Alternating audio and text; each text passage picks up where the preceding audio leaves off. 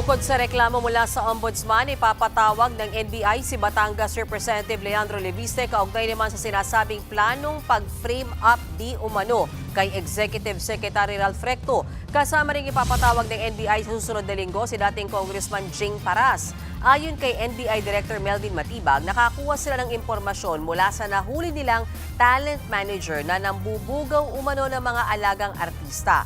Kinuha raw ni Paras ang nasabing talent manager para i-frame up si Recto sa isang sex scandal. Pinangakuan umano ng tig 1 milyong piso ang talent manager, pati ang 4 na babaeng kukunin sana bilang bahagi ng iskandalo.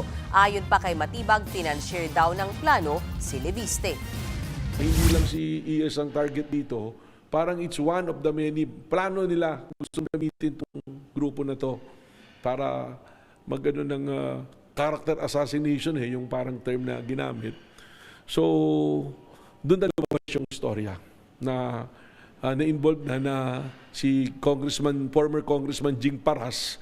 Siya yung kumausap, kumontak dito sa PIMP, itong nagbubugaw nito. Ang tawag ko dito si Epstein ng Pilipinas, Itinanggi naman ni Congressman Leviste ang alegasyon. Wala raw siyang kinalaman sa umano'y pambababae ni Recto. Sa isang text message naman sa News 5, sinabi ni Recto na pinapaubaya niya sa NBI ang investigasyon sa sinasabing character assassination plot laban sa kanya. Mga kapatid, Mean Los Baños po, huwag magpahuli sa mga balita at impormasyong dapat ninyong malaman.